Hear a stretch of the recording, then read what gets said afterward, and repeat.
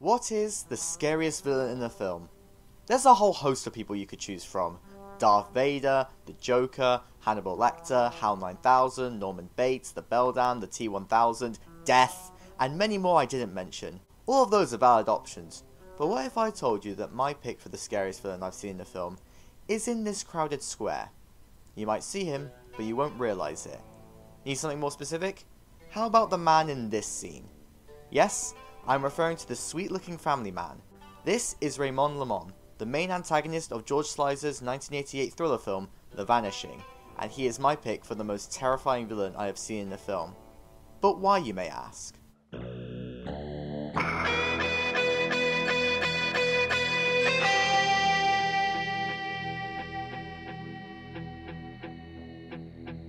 First, a bit of background information about the film for those who don't know. The Vanishing, originally known as Spoorloos in its origin country, is a Dutch thriller film from 1988 based off a book titled The Golden Egg, written by Tim Krabbe in 1984, which follows a Dutch couple, Rex and Saskia, taking a holiday in France. However, not long into their trip, Saskia goes missing at a petrol station. The rest of the film focuses on Rex trying to cope with and figure out what happened to Saskia. However, this film isn't a typical whodunit, as we find out that Raymond is the culprit pretty quickly. We see him pretend to have a broken arm, and we get various shots of him looking around ominously. This means that we immediately have a hunch on who this guy is before it is confirmed. This is why I didn't try to hide who he was in this video, because this film is more focused on the why and how he did it. These are the aspects I want to focus on in this video, because I truly believe that the kind of character Raymond is something truly terrifying. And here's why.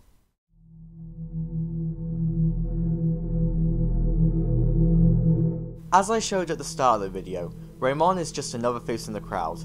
He blends in and doesn't draw attention to himself. He looks perfectly innocent on the outside, he's got a stable family, a warm and welcoming presence, and he's got a respected job as a science teacher. I mean, come on, name one science teacher who's an evil man. Never mind. However, despite this humble appearance, he truly is a monster deep down. This film is able to portray an evil man as someone who seems normal on the surface despite his thoughts and actions.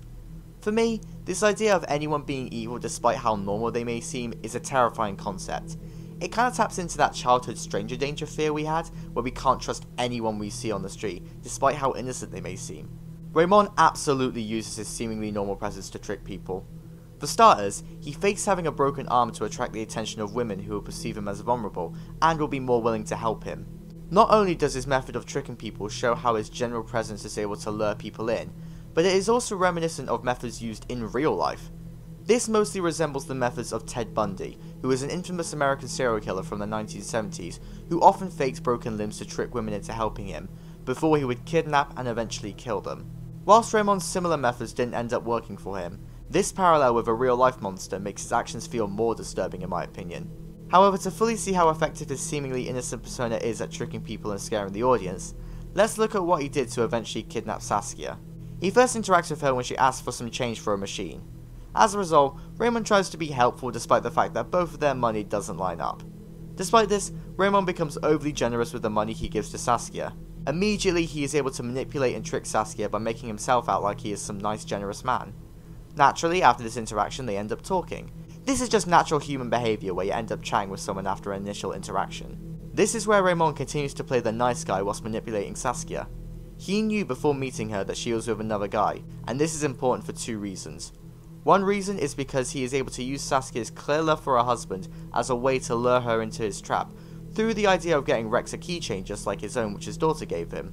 The other reason for why Raymond knowing about Rex is important will be explained later in this video. Nevertheless, Raymond pretends to be a salesman for the keychains, and that is what is eventually able to successfully lure Saskia to his car. However, Saskia is not stupid. She waits before getting in the car to make sure it's safe. This is where we see Raymond's final bit of manipulation to make his appearance seem innocent. He leaves a picture of him and his family in the car, which means that those who try to enter will think that he can't possibly be an evil man. Sadly, as Saskia finds out, evil can be hidden within the most innocent looking people, and that is what ultimately makes him so terrifying in my eyes.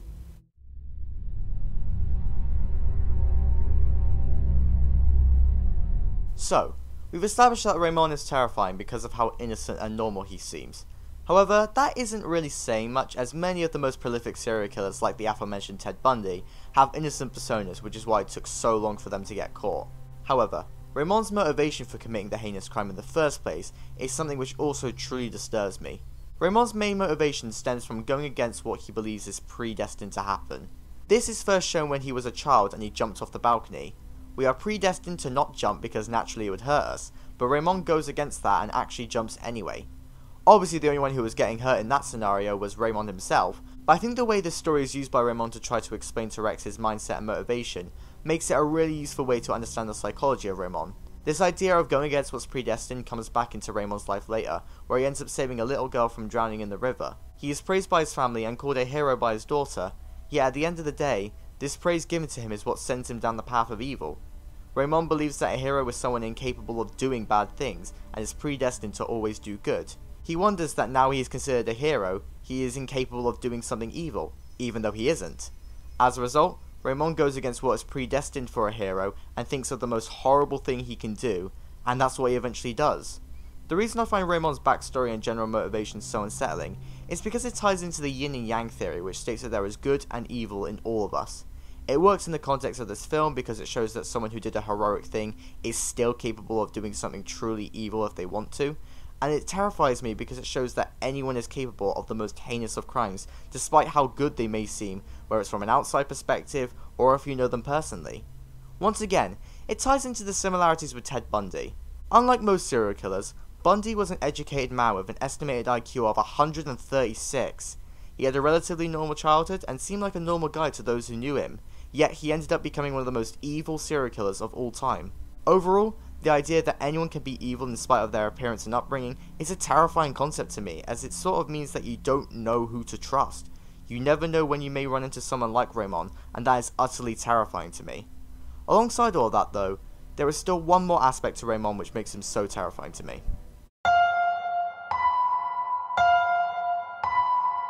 So, we've established that Raymond is a terrifying human being because he can hide in plain sight and trick people through his normal persona, but he also has no good reason for what he does. However, none of this can even compare to the actions he actually took within the film. One thing which Raymond does is purposely target those who will be missed when they disappear.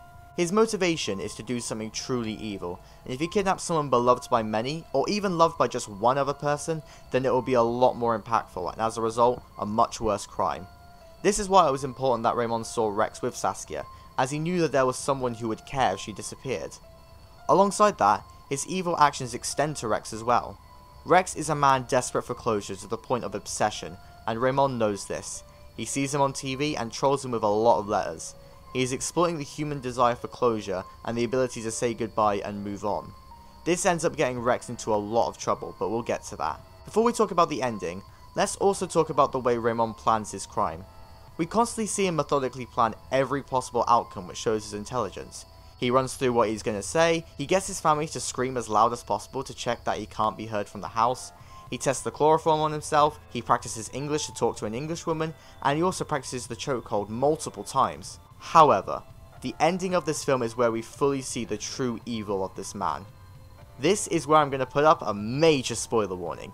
If you are watching this video but haven't seen the movie, please pause the video right now and watch the film first, because trust me, you do not want this ending spoiled for you. Right? Everyone back? So, Raymond buries people alive.